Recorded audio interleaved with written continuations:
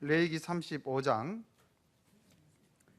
민수기 35장 1절부터 3절까지의 말씀을 제가 봉독하겠습니다. 여호와께서 여리고 맞은편 요단가 모압 평지에서 모세에게 일러 가라사대 이스라엘 자손에게 명하여 그들의 얻은 기업에서 레위인에게 거할 성읍들을 주게 하고 너희는 또 그 성읍 사면의 들을 레위인에게 주어서 성읍으로는 그들의 거처가 되게 하고 들로는 그들의 가축과 물산과 짐승들을 둘 곳이 되게 할 것이라.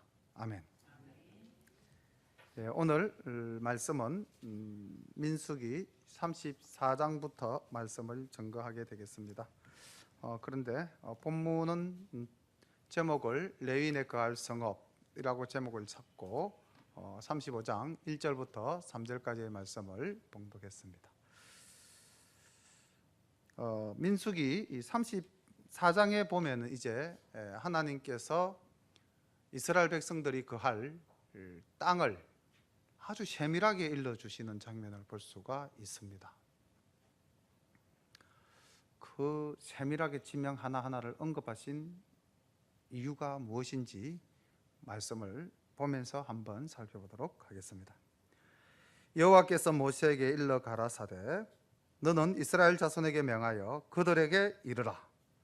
너희가 가나안 땅에 들어가는 때에 그 땅은 너희 기업이 되리니 곧 가나안 사방 지경이라.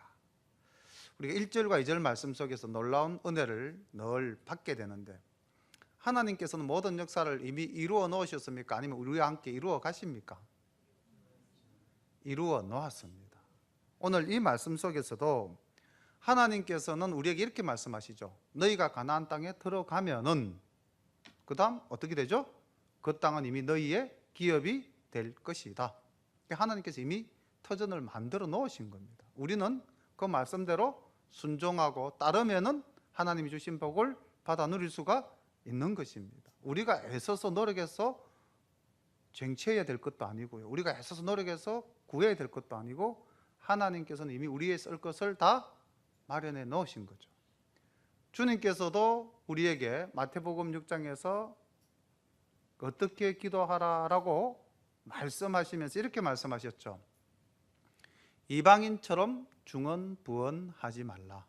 하나님께서는 이미 너희의 구할 것을 알고 계신다. 그래서 하나님께서는 오늘 이 34장에서부터 36장까지 쭉 살펴볼 건데요. 말씀 요소에서 보면은 나는 너희들에게 줄 것을 다 준비해 두었다. 너희들은 믿고 나아가고 순종하고 나아가면 된다. 이런 요지로 말씀을 계속 주십니다. 자, 하나님께서 얼마나 세밀하게 이스라엘 땅의 경계를 정해 주시는지 전도사님 지도를 띄워 주시고요. 이제 말씀을 보면서 앞에 또 지도를 보시면은 도움이 많이 되실 줄로 믿습니다. 너희 남방은 에돔 곁에 접근한 신광야니 너희 남편 경계는 동편으로 여매 끝에서 시작하여 돌아서 아그라빔 언덕 남편에 이르고 신을 지나 가데스 바네아 남방에 이르고 또 하살 아다를 지나 아스몬에 이르고 아스몬에서 돌아서 애굽 시내를 지나 바다까지 이르느니라. 전도사님 지도가 안 떴습니다. 예, 흑백으로 제시되어지고 있는 저를 중심으로 오른편 지도를 보시면은 조금 전에 말씀드린 남방의 경계가 나오고 있습니다. 염해 아래쪽에서부터 시작해가지고 나일강까지를 남쪽 땅 경계로 정해 주셨습니다. 서편 경계는 대해가 경계가 되나니 이는 너희의 서편 경계니라. 지중해를 따라서 이제 쭉 위로 올라가게 되겠습니다. 북편 경계는 이러하니 대에서부터 호르산까지 걷고 호르산에서 그 하맛 어귀에 이르러 스닷에 미치고 그 경계가 또 시브론을 지나 핫살 에난에 미치나니 이는 너희 북편 경계니라. 북쪽 지경이 지금 지중해 저기 시돈이라고 기록되어져 있는 도시 위로부터 쭉 옆으로 이제 나아가게 되겠습니다. 동편 경계는 하살 에난에서 그 서밤에 이르고 그 경계가 또 서밤에서 리볼라로 내려가서 아인 동편에 이르고 또 내려가서 긴네렛 동편 해변에 미치고 그 경계가 또 요단으로 내려가서 여메에 미치나니 너희 땅의 사방 경계가 이러하니라. 자, 이렇게 해서 이제 하나님께서 정해 주신 가나안 땅, 지난 시간에 요단 동편을 쟁취한 이후에 르우벤 지파와 갓 지파가 모세에게 청한 땅은 지금 하나님이 경계로 그어주신 경계 안에 있습니까? 경계 밖에 있습니까? 경계 밖에 있습니다. 그래서 그들의 살던 땅은 늘 전쟁터가 되어버린 거죠. 그래서 힘들고 어렵게 살다가 이스라엘이 멸망할 때도 지난 시간 말씀드렸지만은 그 이스라엘 망하는 시기보다 훨씬 더 빨리 아수르에게 복속당하고 마는 그런 역사를 살펴보았습니다. 내 이익에 보기 좋은 것이 하나님의 눈에 보기에도 좋은 것은 결코 아니라는 것을 볼 수가 있었죠. 이렇게 지금 경계를 정해놓고 이 땅이 이제 창세기 15장 8절에서 하나님께서 처음에 아브라함을 불러서 이제 너에게 이 가나안 땅을 주겠다라고 약속하신 그 땅의 경계하고는 좀 차이가 있습니다. 왜냐하면 대해에서부터 유브라데스 강까지라고 말씀을 하셨기 때문에 그 동편으로 훨씬 더 퍼져나가야 되겠죠, 그죠? 그런데 북동쪽으로 올라가야 유브라데스 강 상류를 만나게 되는데 지금 하나님이 그어주신 경계는 그까지 미치지를 못하고 있습니다. 그 옆에 이제 칼라로 제시되어지고 있는 지도가 하나 보이실 건데요. 이 지도는 이제 솔로몬 왕 때의 이스라엘의 경계입니다. 그래서 하나님이 말씀한 그 아브라함에게 주시겠다고 약속하신 그 땅의 언저리와 비슷하게 역사가 이루어지는 때가 바로 솔로몬 때에 이제 유브라데강까지 이스라엘의 경계가 확장되어지는 모습을 볼 수가 있고 두 지도를 우리가 지금 비교해 볼 수가 있겠습니다. 자, 그러면은 우리가 여기서 왜 하나님께서 아브라함에게 약속하신 땅만큼 이스라엘 백성들에게 그 땅을 주지 않았을까요? 왜 경계를 그어주지 않았을까요? 그거는 지금 이 땅을 이스라엘 백성에게 이 땅만 주어도 이스라엘 백성들이 다 차지합니까? 차지 못합니까? 주어진 이 땅도 차지하지 못하죠. 능력이 안 되면 하나님이 아무리 많은 것을 주시려고 해도 우리가 받을 수가 없습니다. 그래서 우리는 이 내용을 통해서 하나님이 우리에게 무엇인가 주시려고 할 때에 받을 준비가 되어 있을 때에 충만한 은혜를 내려 주시는 겁니다.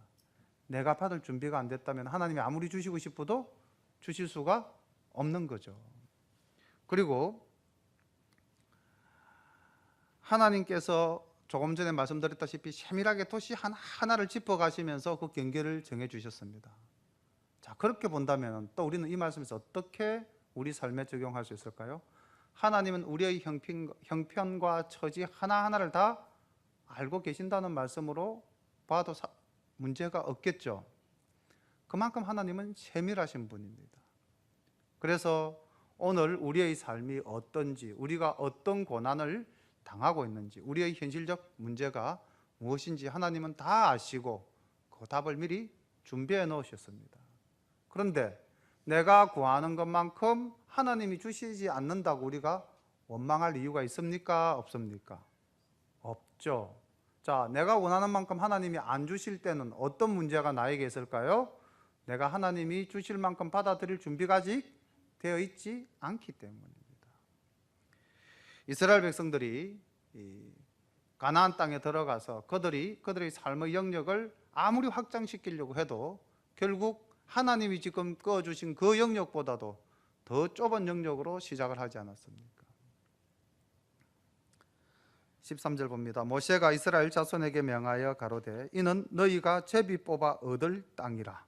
여호와께서 이것을 9지파 반 지파에게 주라고 명하셨나니 이는 르우벤 자손의 지파와 갓 자손의 지파가 함께 그들의 종족대로 그 기업을 받았고 므낫세 반 지파도 기업을 받았습니다.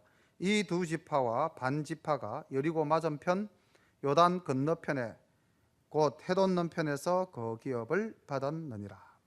여호와께서 또 모세에게 일러 가라사대 너희에게 땅을 기업으로 나눌 자의 이름이 이러하니 제사장 엘르아살과 눈의 아들 여호수아니라. 너희는 또 기업의 땅을 나누기 위하여 매 지파에 한 족장씩 택하라. 자, 이제 하나님께서는 이 땅을 나눌 때에 그 나누는 주체를 하나님께서 정하여 주고 있습니다. 여기 가만히 이 이후의 내용을 보면은요, 사람들이 지파의 그 대표를 뽑아서 하나님께 나아갑니까? 아니면 하나님께서 그 지파의 대표 한 명 한 명씩을 호명하십니까? 하나님께서 호명하시죠. 다시 말하면 우리가 이 말씀 속에서도 뭘 느낄 수가 있냐면은 하나님이 쓰고자 하는 사람은 이미 하나님이 택해 놓으신 겁니다. 18절 말미에 택하라 그렇게 이제 말씀이 기록되어져 있는데, 이렇게 보니까 꼭 우리가 택하는 것처럼 의미가 해석되어질 수도 있는데, 이 말은 히브리어로 티크히라는 말씀에서 나왔고요. 이 말의 뜻은 취할 것이다, 받을 것이다, 이렇게 해석되어집니다. 그러니까 내가 지명한 자들을 너희가 받아들여라, 이렇게 말씀을 해석하면 더 은혜가 되겠습니다. 그러니까 조금 전에도 말씀드렸지만은 각 지파의 대표자들을 그 지파에서 택해서 뽑는 것이 아니고 하나님이 정한 것을 인정하고 받아들이라는 것입니다. 자, 지금 우리 교회도 이제 장로 임직을 위해서 준비하고 있죠. 다가오는 주일날 이제 투표를 아마 하게 될 것 같은데요. 자, 그럼 투표에서 내가 우리 교회의 장로님을 뽑는 겁니까? 아니면 하나님이 이미 정해놓은 사람을 뽑는 우리는 단 도구입니까? 어느 쪽입니까? 자, 우리가 뽑는다고 생각하면은 내가 뽑은 사람이 되었다 안 되었다 기뻐할 수도 있고 절망할 수도 있고, 또 뽑히려고 하는 사람도 뭐 사전에 운동을 할 수도 있겠죠? 근데 그게 아니죠. 우리는 하나님의 도구에 불과하고 하나님께서는 이미 우리 샤론교회의 처지와 행편과 그 모든 것을 아시기 때문에 하나님이 쓸 사람은 이미 뽑아두셨을까요? 아직도 안 뽑고 기다리고 계실까요? 우리가 뽑을 때까지 기다리고 계실까요? 예? 이미 정해 놓으셨겠죠. 그러면은 내가 여기 지금 우리가 추천 명단에 올라 있는 분들이 되었다고 내가 인기가 좋구나, 안 되었다고 해서 내가 인기가 없구나 기뻐하거나 절망하실 이유가 있을까요? 없을까요? 없습니다. 그냥 교회 안에서 이루어지는 행위는 하나님의 뜻을 이루어가는 한 과정에 불과할 따름이고, 실제로 하나님께서는 쓰실 분을 미리 뽑아 놓으셨습니다. 그럼 어떤 사람을 뽑아 놓았는가? 본문을 보면 또 은혜를 받으실 수가 있을 것 같습니다. 19절 그 사람들의 이름은 이러하니 유다 지파에서는 여분네의 아들 갈렙이요, 시몬 지파에서는 암미우스의 아들 스무엘이요, 스무엘 줄 긋기 바랍니다. 베냐민 지파에서는 기슬론의 아들 엘리닷이요, 엘리닷 줄 것이고요. 단 지파의 족장 요글리의 아들 붓기요, 요셉 자손 중 므낫세 자손 지파의 족장 에버스의 아들 한니엘이요, 한니엘 줄 긋기 바랍니다. 에브라임 자손 지파의 족장 십단의 아들 그무엘이요, 그무엘 줄 것이고요. 서불론 자손 지파의 족장 바르낙의 아들 엘리사반이요, 엘리사반 줄 긋기 바라십니다. 이사갈 자손 지파의 족장 아산의 아들 발디엘이요, 발디엘 줄 것이고요. 아셀 자손 지파의 족장 슬로미의 아들 아히우시요, 납달리 자손 지파의 족장 암미우스의 아들 버다헬이니라 하셨으니 여호와께서 명하사 가나안 땅에서 이스라엘 자손에게 기업을 나누게 하신 자들이 이러하였더라. 지금 제가 그 각 사람들을 호명하면서 줄 그으라고 말씀드렸는데, 자, 줄을 긋고 나니까 공통점이 하나 보일 겁니다. 뭘까요? 아니죠. 족장은 그거 다 들어가 있는데 이름에 특징이 있습니다. 누구의 아들도 다 있어요, 거기. 그러니까 줄 긋지 말아라 캔 사람 앞에도 누구의 아들 족장 이런 말이 있습니다. 예? 예, 엘이죠, 엘. 이 엘이 뭐의 약자입니까? 엘로힘, 하나님 여호와의 약자입니다. 그래서 제가 이름의 뜻을 한번 불러볼 테니까 받아 적으실 분은 받아 적으시고 마실 분은 마십시오. 스무엘은 하나님이 들으셨다, 이런 의미고요. 엘리닷은 하나님께서 사랑하신다, 이런 뜻이고요.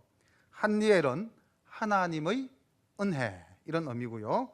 그무엘은 하나님께서 기르신 자, 그리고 엘리사바는 하나님께서 보호하시는 자, 그리고 발디엘은 하나님은 나의 구원, 이런 뜻을 가지고 있습니다. 그러니까 사람의 이름에 다 무엇이 들어가 있어요? 하나님이 들어가 있죠. 그러니까 이 사람들은 하나님과의 관계가 굉장히 아름다웠던 사람들이겠죠. 그렇죠? 평상시 하나님을 잘 섬긴 사람들입니다. 하나님의 뜻에 합당한 삶을 살은 사람들입니다. 그러니까 하나님께서 그들을 살펴보시고 족장으로 땅을 나눌, 가나안 땅에 들어가서 하나님이 이미 주시겠다고 약속한 그 땅을 나눌 제비뽑기의 대표자로 이제 하나님께서 택해 놓으신 것이라는 거죠. 그래서 우리가 이 말씀 속에서 그 사람들의 이름을 통해서 우리도 정말 나의 삶이 평상시에 하나님과 함께하는 삶이 되어야 되겠다, 내가 늘 하나님을 내 마음에 두고 하나님의 일을 해야 되겠다, 이런 각오를 또 우리가 다질 수도 있고요. 하나님께서는 모든 것을 아시고 미리 택해 놓으신 것이니까 어떤 일이 일어나더라도 우리는 그 결과에 대해서 일희일비할 이유가 별로 없다는 것을 알 수가 있겠습니다. 35장 봅니다. 여호와께서 여리고 맞은편 요단가 모압 평지에서 모세에게 일러 가라사대 이스라엘 자손에게 명하여 그들의 얻은 기업에서 레위인에게 거할 성읍들을 주게 하고 너희는 또 그 성읍 사면의 들을 레위인에게 주어서 성읍으로는 그들의 거처가 되게 하고 들로는 그들의 가축과 물산과 짐승들을 둘 곳이 되게 할 것이라. 자, 이 보십시오. 얼마나 놀라운 은혜입니까? 아직 땅 하나도 밟지도 않았고요. 어디에 무슨 땅이 있는지도 알지도 못합니다. 그런데 하나님께서는 이미 레위 지파는 그 기업을 받았습니까? 못 받았습니까? 자기 기업을 못 받았죠. 그러니까 이제 기업을 받지 못한 레위 지파는 하나님께서 어떤 계획을 세우고 계시냐면은 각 지파의 이 레위 지파를 흩으실 계획을 갖고 계신 것입니다. 그리고 그 흩어질 레위 지파들에게도 일정한 삶의 영역을 주어야 하는데 그 영역들에 대해서 말씀하시고 있습니다. 그러니까 지금 현재 now가 아니고 앞으로 있을 내일 일에 대해서 마치 지금 바로 내 목전에서 펼쳐지는 것처럼 하나님께서 말씀하시고 있죠.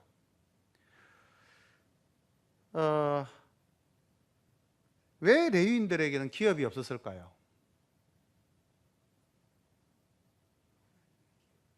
예? 그렇죠. 우리 김영희 집사님 정말 존경스럽습니다. 하나님이 기업이 되시죠. 신명기 10장 8절 말씀을 한번 보겠습니다. 신명기 10장 8절과 9절 말씀을 우리 한번 볼게요. 자, 다 찾으셨습니까? 왜 레위인에게 기업을 주시지 않았는지, 또 레위인이 받은 일, 사명이 해야 될 일이 무엇인지 한번 보겠습니다. 다 같이 성경 말씀 봉독합니다. 10장 8절과 9절 시작. 그때에 여호와께서 레위 지파를 구별하여 여호와의 언약궤를 매게 하며 여호와 앞에 서서 그를 섬기며 또 여호와의 이름으로 축복하게 하셨으니 그 일은 오늘까지 이르느니라. 그러므로 레위는 그의 형제 중에 분깃이 없으며 기업이 없고 내 하나님 여호와께서 그에게 말씀하신 같이 여호와가 그의 기업이시니라. 아멘. 그러니까 그 진짜 이스라엘 12지파 중에서 어느 지파가 제일 큰 기업을 받았습니까? 그 레위 지파가 하나님의 가장 큰 기업을 받은 이유가 뭡니까? 이들이 하는 일이 뭐죠? 농사 짓는 겁니까? 가축 기르는 겁니까? 세상 일 아니죠. 하나님의 언약궤를 메고 하나님을 섬기고 또 하나님의 이름으로 축복하는 제사장 직무를 맡은 지파이기 때문에 누가 레위 지파의 기업이 된다고 했습니까? 하나님께서 레위 지파의 기업이 되신다고 했습니다. 그럼 자, 우리 사랑하는 샤론 가족 여러분들 보십시오. 우리의 기업은 무엇일까요? 이 땅에 있는 내 아파트, 아니면 내가 사놓은 땅, 아니면 은행에 저금해 놓은 돈, 뭐 그런 겁니까? 우리의 기업이 뭐죠? 네, 하나님 아버지시죠. 하늘나라가 우리의 기업입니다. 그럼 보십시오. 이스라엘 12지파가 받은 땅은 결국 어떻게 됐습니까? 있습니까? 없습니까?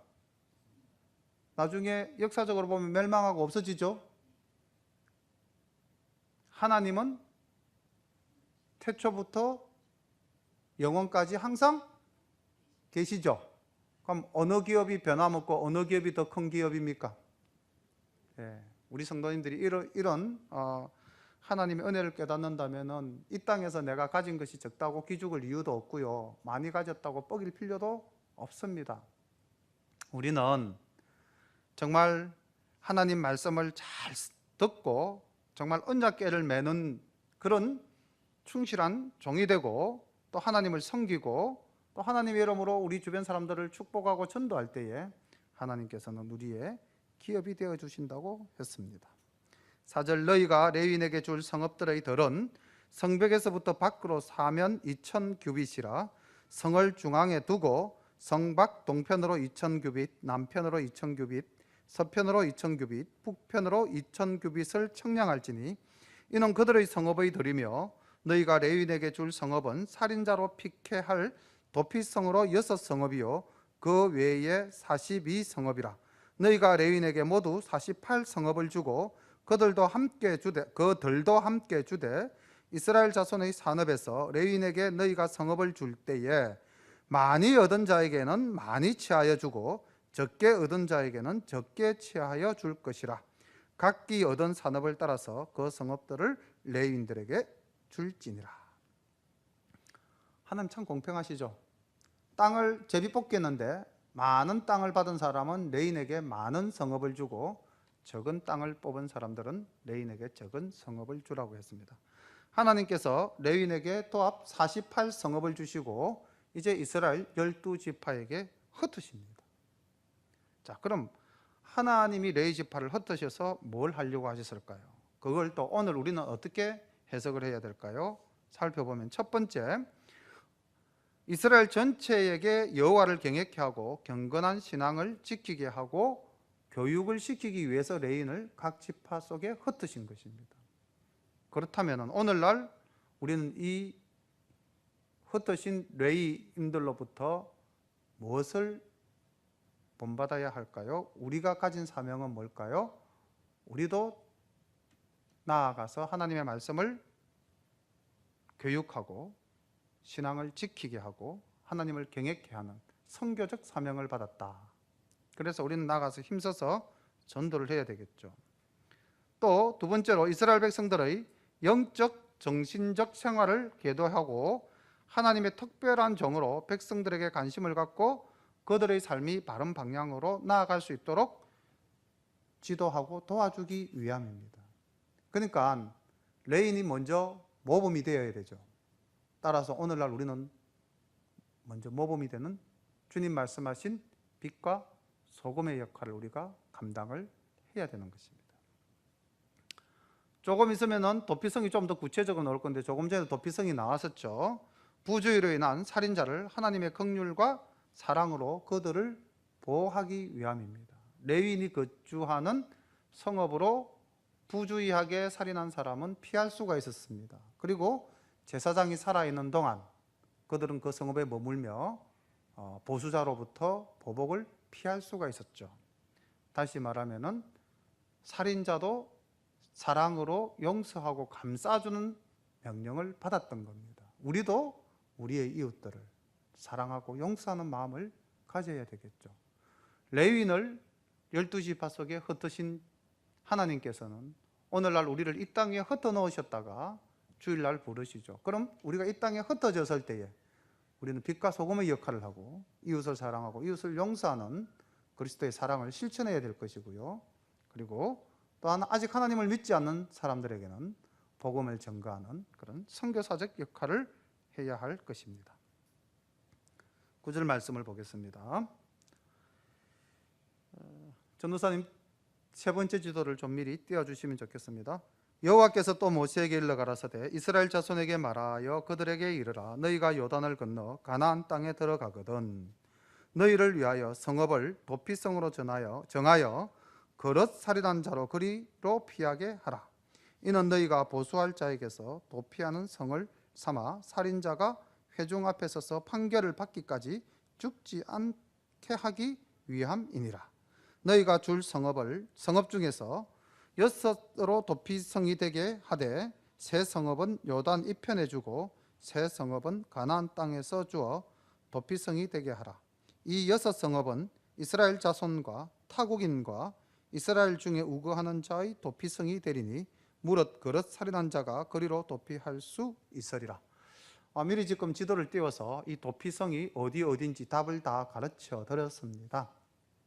그런데 지금 우리 이 민수기상에서는 도피성의 도시명이 안 나오죠. 그런데 여호수아서 20장 7절과 8절, 여호수아서 20장 7절과 8절에 보면 이 성읍을 세세히 소개하고 있습니다. 6성읍 밑에다가 여호수아서 20장 7절, 8절 이렇게 써놓으셔도 되겠죠. 각 줄을 달아 놓으시고 이제 여호수아서 20장 7절과 8절 말씀을 한번 보도록 하겠습니다. 다 찾으셨습니까? 이에 그들이 납달리의 산지 갈릴리 게데스와 게데스란 지명이 나오죠.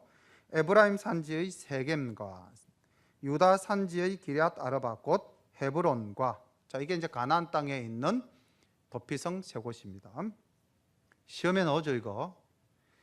여리고 동쪽 요단 저쪽 르우벤 지파 중에서 평지 광야의 베셀과 갓 지파 중에서 길르앗 라못과 므낫세 지파 중에서 바산 골란을 구별하였으니. 그래서 요단 동편 땅에 세 성읍이 있고요. 가나안 땅에 세 성읍을 도피성으로 하나님께서 지정해 놓으셨습니다. 그런데 이 도피성에 들어갈 수 있는 사람은 오직 이스라엘 백성뿐이다? 아니죠. 가만히 보니까 다 들어갈 수 있죠. 타국인도 들어갈 수 있고요. 이스라엘 중에 우거하는 자, 그러니까 이스라엘 선민이 아닌 노예라든지 이런 모든 사람이 다 들어갈 수 있습니다. 그 다음 그 성에 들어갈 수 있는 사람은 그 성에 들어가면 보호를 받을 수 있습니까? 없습니까? 보호를 받을 수 있다고 그랬습니다. 그리고 이 성에 들어가는 사람들은 어떤 사람들이냐면요, 조금 더 깊이 해내보면 구체적으로 말씀을 설명해 주시고 계실 건데, 미필적 고의, 그러니까 정말로 그 잘못이 없는 사람, 아니죠. 의도성이 없었던 사람, 실수한 사람, 이런 사람들에 대한 사랑과 용서를 우리는 느낄 수가 있습니다. 그럼 우리가 이 땅을 살면서 내가 죄를 지어야지 그렇게 딱 결심하고 죄를 짓는 것은 용서를 받을 수 있습니까? 없습니까? 그건 용서받기 어렵겠습니다. 그런데 우리가 정말 하나님 앞에서 이 땅을 살아가다가 알게 모르게 지은 죄가 있죠, 그죠? 그런 죄는 우리가 다 사함을 받을 수가 있습니다. 도피성이 보여주는 의미는 바로 그런 의미죠. 11절 아까 읽어드렸다시피 너희를 위하여 성읍을 도피성으로 정하여 그릇 살인한 자로 그리로 피하게 하라.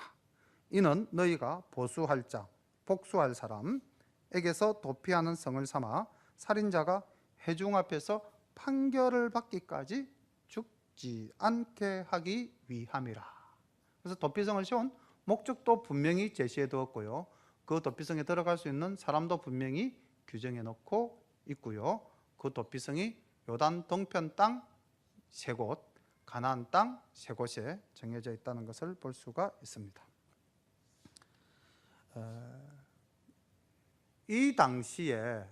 그 당시에 이스라엘 그 주변의 법은 어떤 법이었을까요?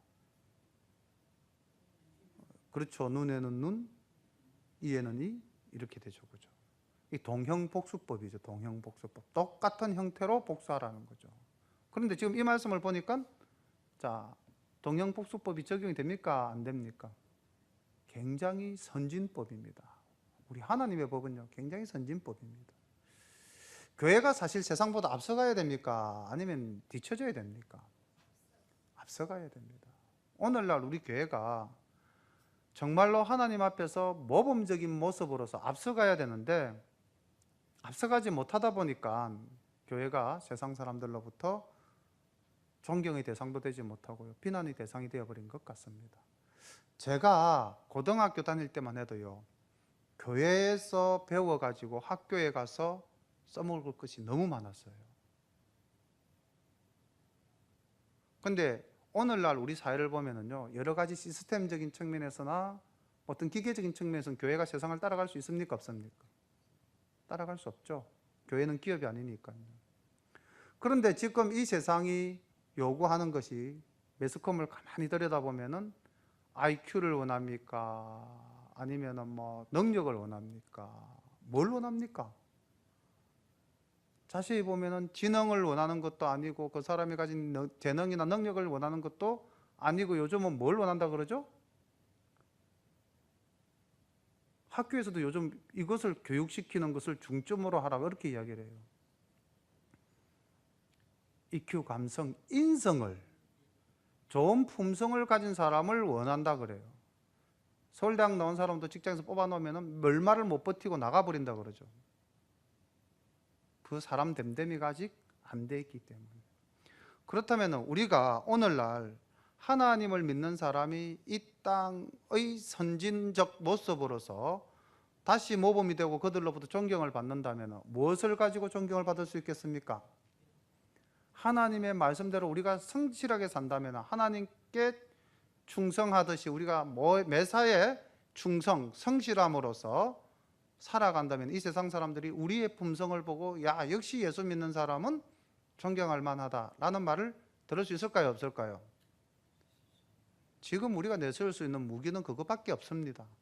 세상은 가면 갈수록 이 인성, 품성이라는 것은 질적으로 떨어지게 되어 있습니다. 왜? 물질의 노예가 다 되기 때문에. 그런데 아까 말씀드렸다시피 우리의 기업은 이 땅에 있는 것이 아니지 않습니까? 그런데 우리도 지금 기독교인이 착각하고 있는 것이 우리의 기업이 마치 이 땅에 있는 것으로 생각하고 우리도 세상 사람들과 더불어 죽기 살기로 무엇에 목적을 두고, 이 땅의 목적을 두고 물질의 목적을 두고 살아가니까 그리스도의 향기가 우리 속에서 나타날 수가 없는 거죠. 세상 사람들과 똑같은 겁니다. 아니면 어쩌면 세상 사람들보다 더 재빠를 수도 있겠죠. 그래서 예수 믿는 사람이 오늘날 모범이 되지 못하고 비난이 되는 이유가 있지 않을까. 그러면은 교회를 크고 웅장하고 화려하게 지어야만 그것이 하나님께 영광을 돌리는 걸까요? 우리 오늘 집사님 기도하실 때도 그런 말씀을 하셨는데, 그런 기도를 드렸는데, 이 세상은 자꾸 물질적으로 나아가지만 예수님은 이 땅에 오실 때 마구간에서 나귀의 새끼를 타시고 십자가에 매달리시기까지 낮은 자의 모습만 보여주셨습니다. 단 한 번도 예수님은 화려한 것을 원치도 않으셨고요, 취하지도 않으셨습니다. 그런데 우리는 예수님의 제자라 그러죠. 예수님의 뒤를 따르는 제자다. 그럼 우리는 그 예수님의 모습을 보고 닮아가는 것이 제자 아닙니까? 그렇다면 우리가 보여줘야 될 모습은 높은 자리를 지향해야 할까요? 낮은 자리를 지향해야 할까요? 이 땅을 살아가면서 이렇게 역설적으로 살아간다는 게 참 어렵죠. 그런데 그렇게 할 때의 기독인으로서 세상 사람들에게 모범이 되고요, 하나님 보시기에 착하고 충성된 종이 되는 것입니다.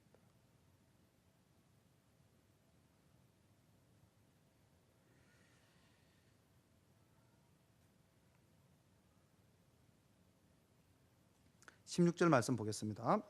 만일 철연장으로 사람을 쳐 죽이면 이는 고살한 자니 그 고살자를 반드시 죽일 것이요, 만일 사람을 죽일 만한 돌을 손에 들고 사람을 쳐 죽이면 이는 고살한 자니 그 고살자를 반드시 죽일 것이요 만일 사람을 죽일 만한 나무 연장을 손에 들고 사람을 쳐 죽이면 이는 고살한 자니 그 고살자를 반드시 죽일 것이니라. 피를 보수하는 자가 그 고살자를 친히 죽일 것이니 그를 만나거든 죽일 것이요 만일 미워하는 까닭에 밀쳐 죽이거나 기회를 엿보아 무엇을 던져 죽이거나 원한으로 인하여 손으로 쳐 죽이면 그 친자를 반드시 죽일 것이니 이는 고살하였음이라. 피를 보수하는 자가 그 고살자를 만나거든 죽일 것이니라. 의도적으로 계획적으로 살인한 자에 대해서는 반드시 죽이라고 하나님께서 말씀하십니다. 용서를 받을 수가 없습니다. 의도적, 계획적. 그러나 22절 원한 없이 우연히 사람을 밀치거나 기회를 엿봄이 없이 무엇을 던지거나 보지 못하고 사람을 죽일 만한 돌을 던져서 죽였다 하자. 이는 원한도 없고 헤아려 한 것도 아닌즉 회중이 친자와 피를 보수하는 자 간에 이 규례대로 판결하여 피를 보수하는 자의 손에서 살인자를 건져내어 그가 피하였던 도피성으로 돌려보낼 것이요 그는 거룩한 기름 부음을 받은 대제사장의 죽기까지 거기 거할 것이니라. 그러나 살인자가 어느 때든지 그 피하였던 도피성 지경 밖에 나갔다 하자 피를 보수하는 자가 도피성 지경 밖에서 그 살인자를 만나 죽일지라도 위하여 피 흘린 죄가 없나니 이는 살인자가 대제사장의 죽기까지 그 도피성에 유하였을 것임이라. 대제사장의 죽은 후에는 그 살인자가 자기의 산업의 땅으로 돌아갈 수 있느니라. 자, 이 말씀을 보면은요, 도피성 안에 이렇게 의도성이 없이 실수로 살인한 사람은 도피성 안으로 들어가면 살 수가 있습니다. 그리고 또 가만히 보니까요, 대제사장이 죽고 나면은 그 도피성에 피했던 살인자가 자기의 땅, 자기의 산업에 들어가서 살 수 있다고 했습니까? 살 수 없다고 했습니까? 살 수 있다고 되어 있죠. 근데 대제사장이 죽기 전에 만약에 이 사람이 그 도피성을 밖으로 나가면 어떻게 되죠? 자기를 죽이려고 복수를 계획한 자를 만나서 죽임을 당하더라도 이 사람은 어쩔 수가 없고 그 죽인 사람은 피해 싹이 없다고 되어 있죠. 그죠? 자, 그럼 여기서 우리가 하나 깨달을 수 있는 것은 무엇일까요? 여기서 대제사장은 바로 이 도피성에 피한 자의 죄를 지금 대신 담당하다가 그가 그 죄를 담당해서 죽으면은 이제 그 도피성에 피한 자의 죄는 사해지죠. 바로 우리 주님의 모습을 볼 수가 있습니다. 우리 주님은 우리의 죄를 대신해서 친히 십자가에 달리셨죠. 우리를 대신해서 죽으셨습니다. 그래서 우리의 죄가 소멸되었습니다. 우리는 그래서 구원을 얻었습니다. 예수님을 나의 구주, 나의 주로 인정하면 우리는 구원함을 받고 죄사함을 받습니다. 믿습니까?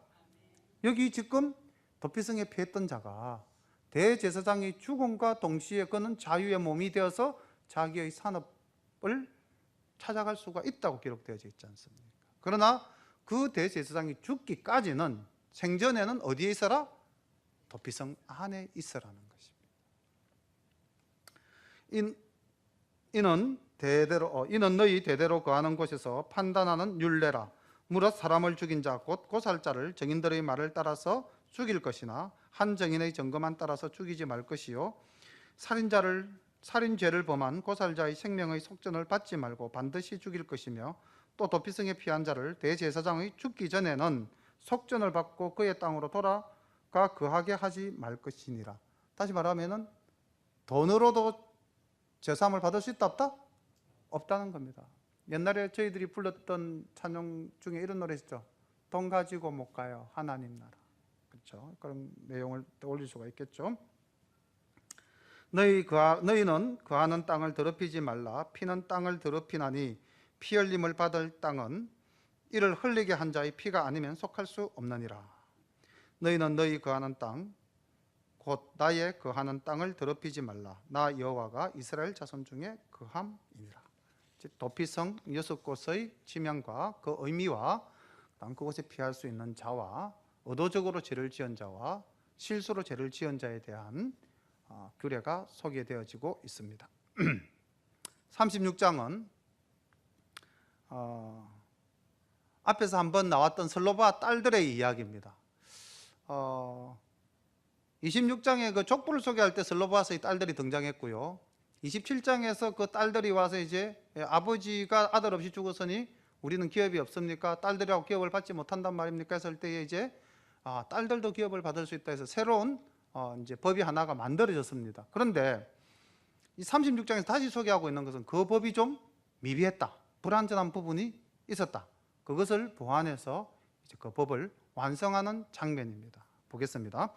요셉 자손의 가족 중 므낫세의 손자 마길의 아들 길르앗 자손 가족의 두령들이 나와 모세와 이스라엘 자손의 두령된 족장들 앞에 말하여 가로되 여호와께서 우리 주에게 명하사 이스라엘 자손에게 그 기업의 땅을 제비 뽑아 주게 하셨고 여호와께서 또 우리 주에게 명하사 우리 형제 슬로보앗의 기업으로 그 딸들에게 주게 하셨은즉. 여기까지 말씀을 읽어도 참 재밌죠. 이 사람들 지금 땅 받았습니까? 아직 안 받았죠. 그럼에도 불구하고 벌써 그 땅에 대해서 어떻게 처리할 것인가를 이야기하고 있습니다.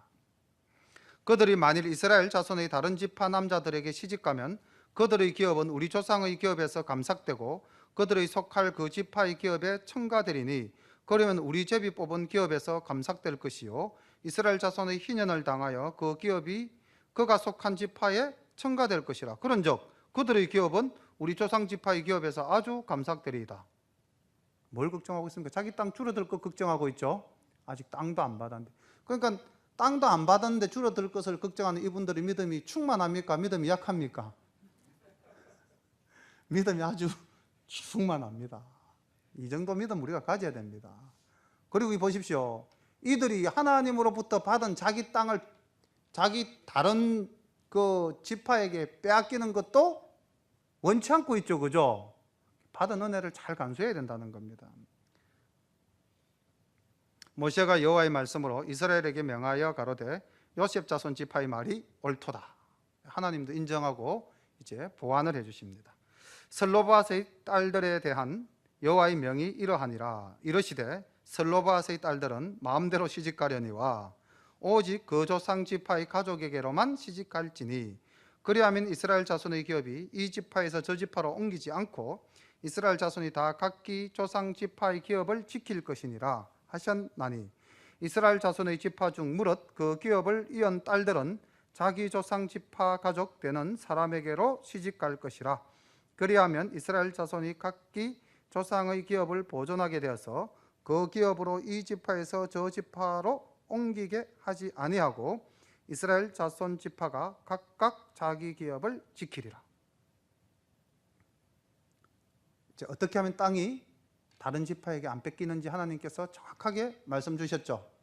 어떻게 하라고 그랬습니까? 딸이 유산으로 기업을 물려받은 사람은 마음대로 시집을 가도 되지만은 어디 안에서? 지파 안에서 시집가라. 그러하면 땅이 이 지파에서 저 지파로 옮겨갈 일은 없다는 것입니다. 슬로바 딸들이 여호와께서 모세에게 명하신 대로 행하니라. 슬로바의 딸 말라와 디르사와 호글라와 밀가와 노아가 다 그 아비 형제의 아들들에게로 시집가되 그들이 요셉의 아들 므낫세 자손의 가족에게로 시집간 고로 그 기업이 그 아비 가족의 지파에 여전히 있었더라. 이는 여리고 맞은편 요단가 모압 평지에서 여호와께서 모세로 이스라엘 자손에게 명하신 명령과 규례니라. 아멘. 우리 여기 슬로바스의 딸들에게서부터 배울 게 하나가 있습니다. 뭡니까? 그렇죠. 하나님이 명하신 대로 행하였다는 거죠. 순종했다는 겁니다. 우리가 아무리 욕심이 나고 또 내 마음대로 하고 싶은 것이 있다 할지라도 그것이 하나님의 말씀에 위배된다면은 우리는 하나님 말씀에 순종하는 자세를 가져야 합니다. 그렇게 하기 위해서는 우리가 하나님 말씀을 잘 알아야 되겠죠. 우리 샤론 가족들은 뭐 항상 하나님 말씀을 알려고 노력하시는 분들이니까 이제 알려고 노력하시는 것에 플러스 그 말씀대로 또 행하는 것도 노력하시는 우리 성도님들 다 되시기를 소망합니다. 기도드리겠습니다. 사랑의 아버지 하나님, 민수기의 귀한 말씀을 통하여 우리에게 은혜 주심을 감사드립니다. 오늘도 아버지께서 우리를 이 땅에 흩으신 이유가 무엇인지, 또 하나님께서 이 땅에 도피성과 같은 교회를 세우신 이유가 무엇인지 하나님 말씀을 통하여 저희들이 분명히 배웠습니다. 아버지 하나님, 말씀대로 이제 배운 대로 이 땅에 나가서 빛과 소금의 역할을 하며 그리스도의 향기를 품고 아버지 그들에게 모범을 보여 그들로 하여금 하나님을 아버지라 인정하고 이 제단에 나아올 수 있도록 우리가 전도의 사명을 다할 수 있도록 인도하여 주시옵소서. 예수님의 이름으로 감사하며 기도드리옵나이다. 아멘.